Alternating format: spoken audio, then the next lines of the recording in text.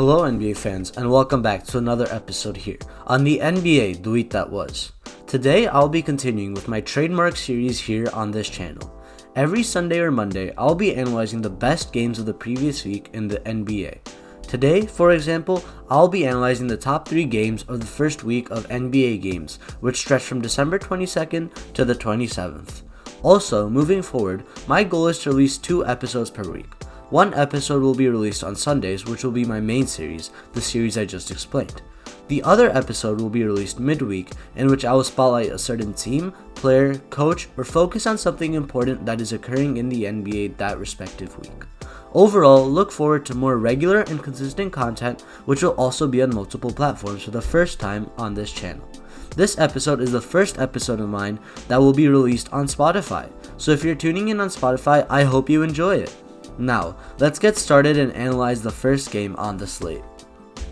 Coming into the opening week of the regular season, this matchup was something I'd been looking forward to ever since the schedule got released. The Golden State Warriors, led by Stephen Curry, faced the Brooklyn Nets, who are led by their star duo of Kyrie Irving and Kevin Durant. The Nets came out on top 125-95.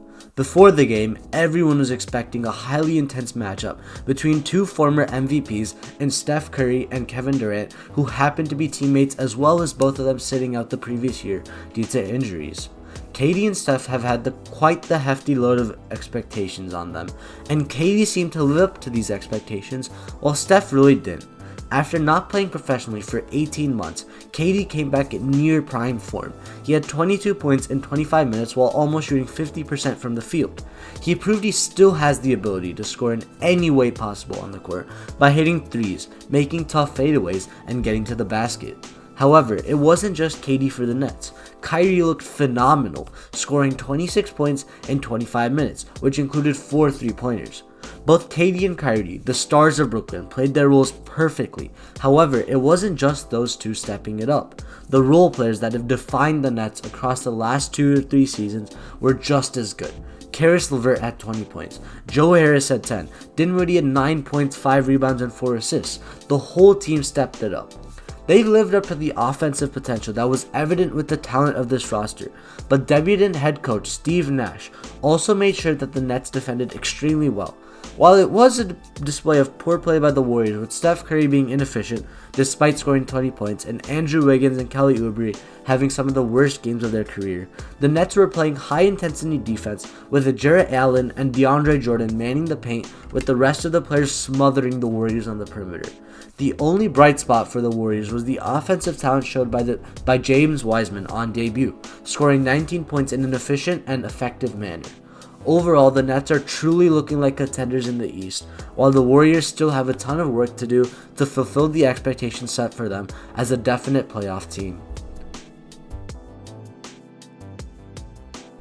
I know I'm meant to be analyzing the best games of the week, but I really want to use the Cavaliers and 76ers matchup from yesterday to focus on the Cavs.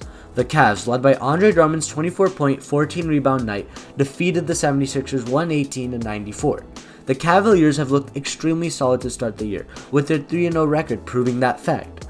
Both their veterans and young players are stepping it up and playing with energy and desire to win. The young guard duo of Colin Sexton and Darius Garland are finally proving to the league why the Cavs selected 2 undersized point guards in the top 10 picks of the draft in back-to-back drafts. Garland, who had a horrid rookie season, is currently averaging 19 points, 8 assists, and 2 steals across the first 3 games. Finally, Garland isn't looking like someone completely lost or out of place on the basketball court. He is playing with confidence and showing the skills that we saw in his days at Vanderbilt University. His running mate, Colin Sexton, continues to grow as a basketball player. While he isn't the passer that the Cavs wanted at the point guard position, they've transitioned him into a less playmaking-oriented role and more of a scoring-oriented role at the guard position. Sexton has averaged 27 points across the first 3 games and is shooting more than 60% from the field. He is proving himself as a 3-level scorer who has the ability to score on any defender he faces from any spot on the court.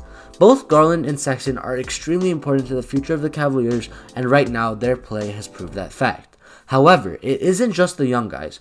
Andre Drummond, Cedi Osman, and Larry Nance are more experienced campaigners that are also playing well. Drummond continues to eat in the post while gobbling up any rebound that comes his way. He is also continuing to show why he has been a top defensive center in the league for the last 5 seasons. Osman continues to score off the bench, and Larry Nance keeps doing his thing on defense while being the guy who does the dirty work on offense. Overall, this Cavs team has been a surprise to start the year and are a team to look at moving forward in this season. 51 points. I repeat, 51 points.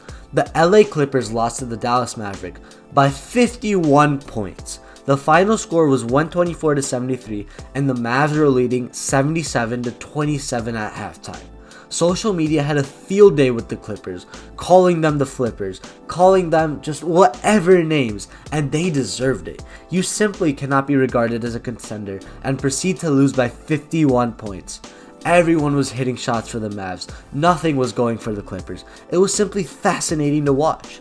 The Mavericks had a great team performance, with Luka leading the way with 24 points and 4 more players scoring in double digits. But the Clippers, on the other hand, shot 34% from the field and 13% on 33 threes taken.